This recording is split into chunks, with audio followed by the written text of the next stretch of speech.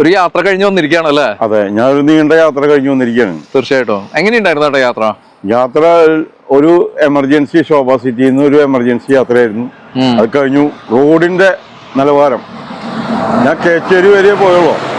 കേച്ചേരി വരെ ലൈറ്റ് ഇല്ലെങ്കിൽ, അത് ഒരു മഴ പോയി കിട്ടുകയാണെങ്കിൽ നമ്മുടെ അവസ്ഥ ഗംഭീരമായിട്ടുള്ള അവസ്ഥയായിരിക്കും.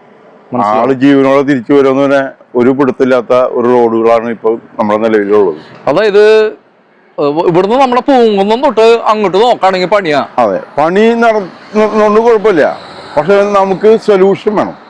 റോഡ് നമുക്ക് ഉപയോഗിക്കാവുന്ന രീതിയിലുള്ള ഒരു സെറ്റപ്പ് ചെയ്താലാണ് നമുക്ക് യാത്ര തുടരാൻ പറ്റുള്ളൂ. അല്ലെങ്കിൽ റോഡ് ബ്ലോക്ക് ചെയ്തിടുക, എന്നിട്ട് പണി കഴിഞ്ഞിട്ട് നമുക്ക് തുറക്കാം. അതായിരിക്കുമല്ലോ ബെറ്റർ. തീർച്ചയായിട്ടും പണി കഴിഞ്ഞിട്ട് നമുക്ക് തുറന്നു കിട്ടിയാൽ മതി. അല്ലാണ്ട് നമ്മുടെ മനുഷ്യന്മാരുടെ ജീവൻ കൊടുത്തുകൊണ്ട് റോഡ് പണി.